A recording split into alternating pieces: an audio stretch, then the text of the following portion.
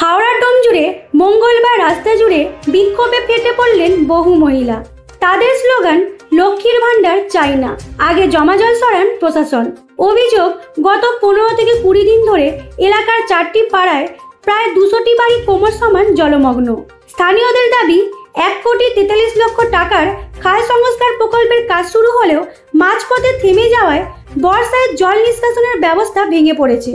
ক্ষুব্ধ মহিলারা বেগড়ি গ্রাম পঞ্চায়েতের প্রধানকে ঘিরে ধরেন, তবে প্রশাসনের তরফে এখনো কোনো প্রতিক্রিয়া পাওয়া যায়নি।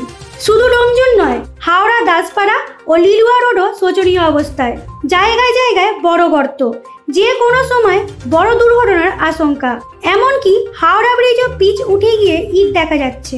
পথচারী ও যানবাহনের জন্য বিপদ তৈরি হয়েছে। জনসাধারণ তাদের ক্ষোভ প্রকাশ করে বলেন, প্রশাসন যেন বড় দুর্ঘটনা না হওয়া পর্যন্ত টনক নড়বে না। কবে প্রশাসন সতর্ক হবে?